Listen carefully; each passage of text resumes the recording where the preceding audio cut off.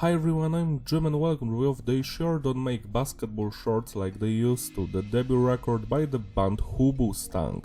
Back in January we celebrated the 25th anniversary of the record, but I sadly forgot about it, so I'm making this review today. My story with Hoobustank is actually quite simple. I've heard some of their songs back when I was young, like 5 or 6 years old. I would watch their music videos on Viva and MTV. Can't say that I was a big fan of their music, but years later I've stumbled upon one of the songs from this record.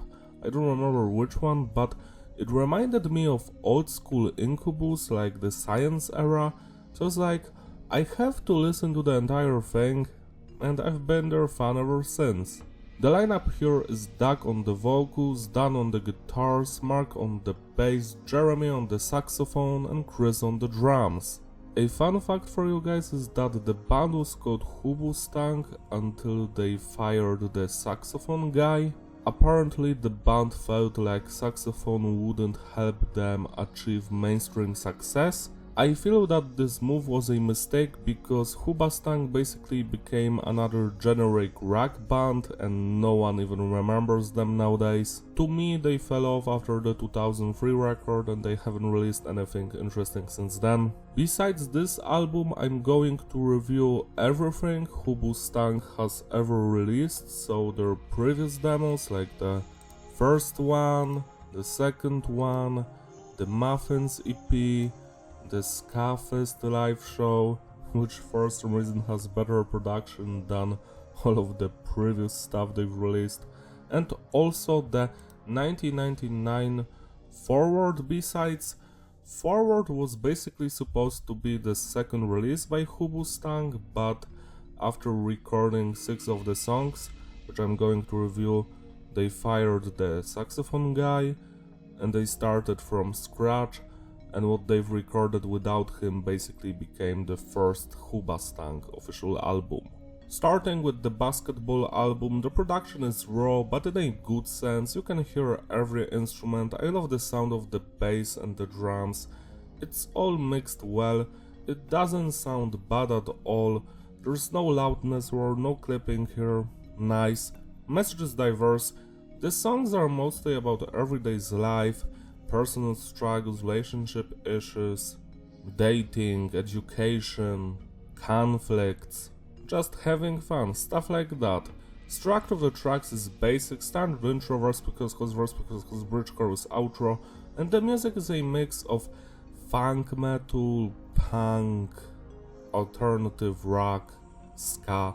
It truly sounds like that first Incubus album, that Fungus Among Us or something like that from 1995, but with saxophone. You can feel that Mr. Bungie and Mike Patton was a massive influence on those guys.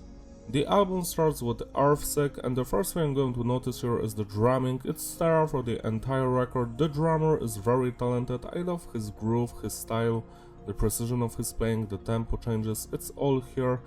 The bass is audible.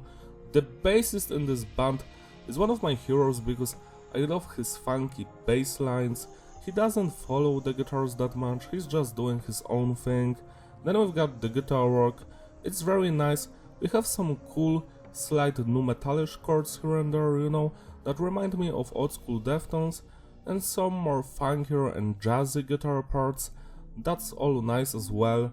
Then we've got the saxophone guy, and I just love his playing, he enriches the sound of this band, and it's sad that they fired him because without him this music wouldn't be as interesting. Last but not least we've got the vocals by Doug, and he sounds really nice here. He reminds me of the Incubus vocalist for some reason. It's funny to me. But yeah, it's all great. Going back to Earthsick, I love the verses here, especially the chorus, that's my favorite moment of the song, but that pre-chorus, it has some weird, slight rap DJ melodies or some shit, and it doesn't sit well with me. It doesn't work with the song, but everything else was on point. This is a classic 9 out of 10. Foot in your mouth, I love the saxophone playing on this song. That's the best part, and the vocals, especially on the chorus. 9 out of 10. Kaima Patrol, this is my second favorite song on this record. It's also one of the heavier tracks by them that opening guitar riff is so heavy, it reminds me of new school deathcore nowadays, like deathcore bands have guitar riffs like that, and Hoobustank is like dun dun dun dun. I'm like, what the hell is going on? This is amazing.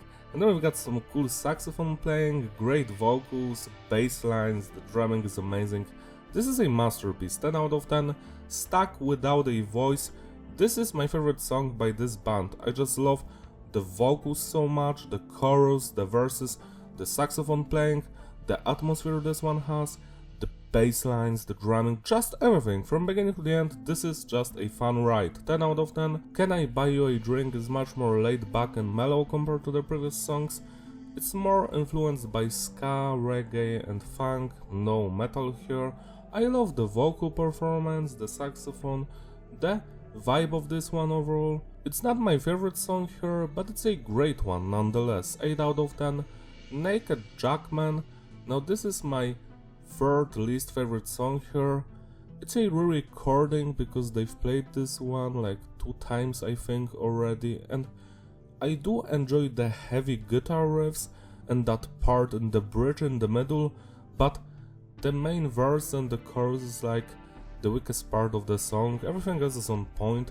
I don't hate this one, I actually do enjoy it, but I feel like the previous songs were way better, 7 out of 10. Our Song and The Mirror, now these two have amazing choruses, those are the best parts for sure, but also the saxophone playing, the drumming, the guitar riffs, the bass lines, it's all fun, 8 out of 10. Educated Fool is the weakest song here, but I still do enjoy it. It's not bad by any means, but compared to everything else, it's nothing special. It sounds like a filler track.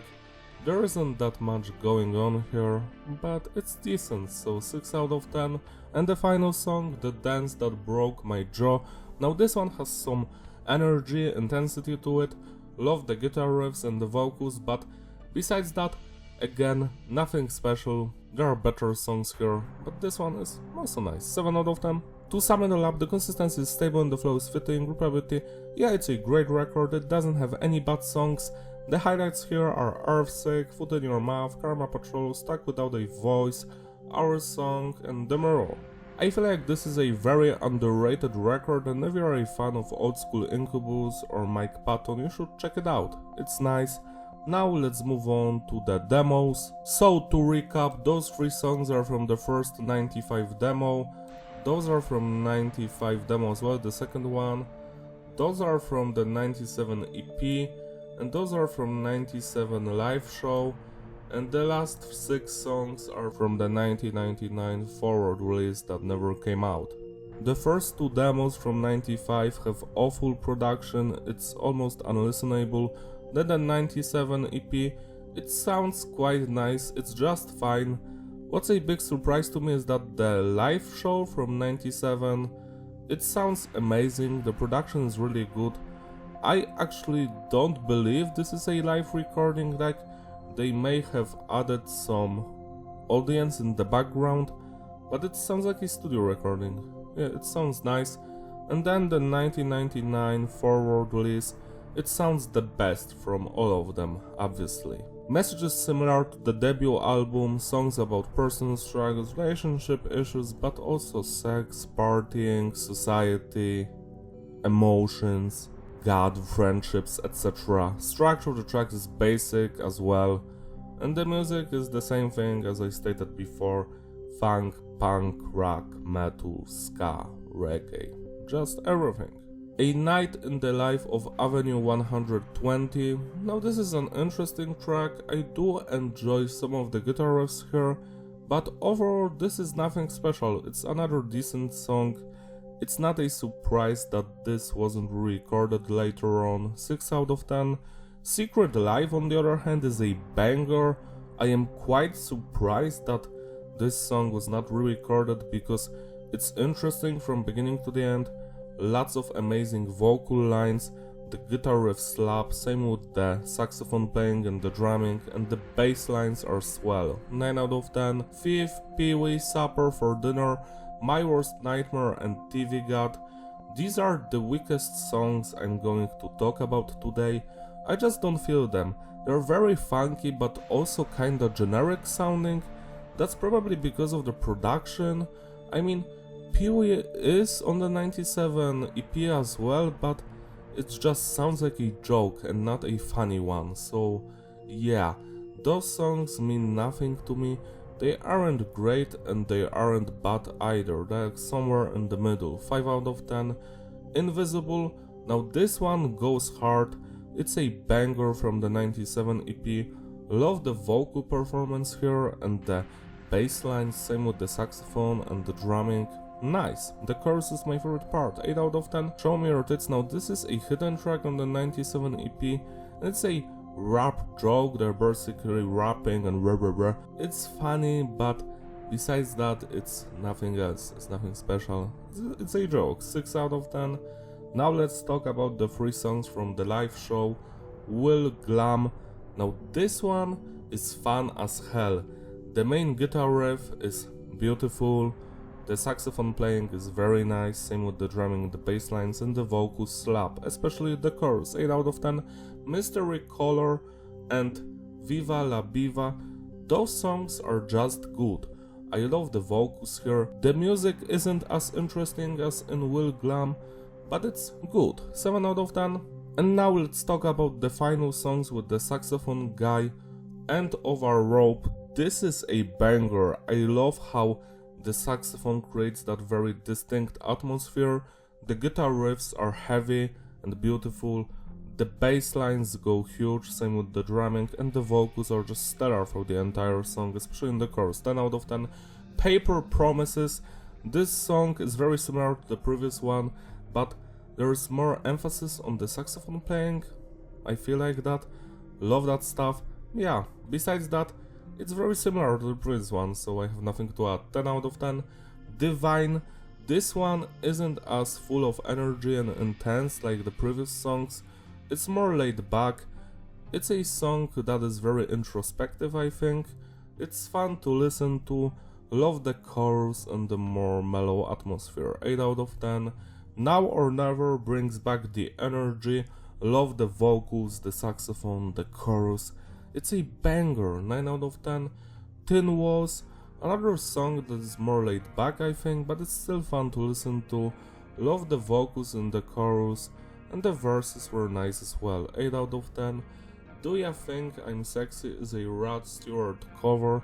This one has slightly different production than the previous 5 songs. I think it was recorded in the guitarist's house or something, and I do enjoy it. Especially the vocal performance and the guitar riffs, it's fun to listen to.